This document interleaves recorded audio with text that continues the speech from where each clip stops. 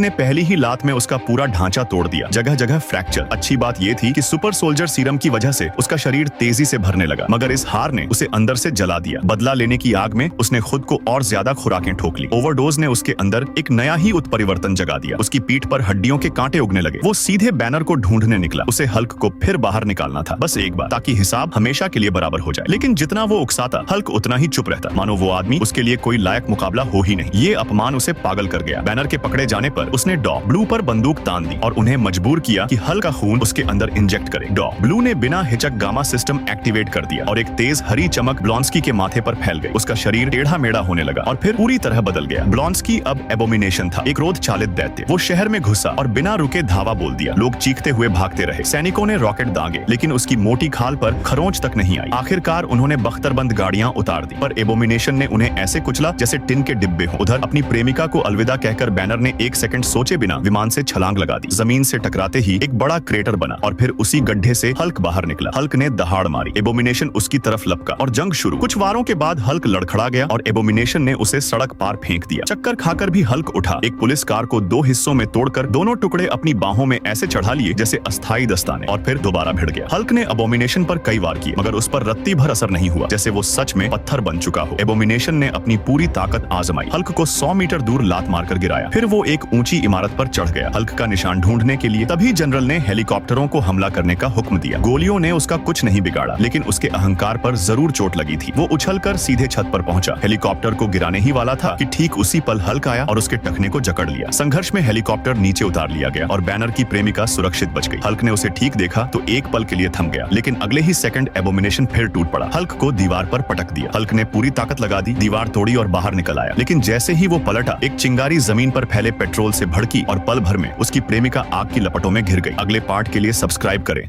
एक आदमी जिसकी सारी जिंदगी super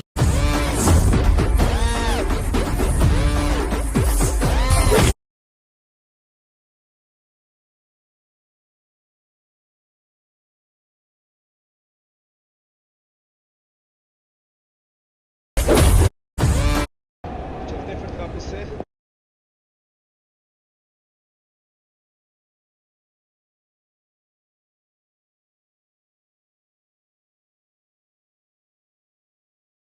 In this game, if you can dream it, you can build it.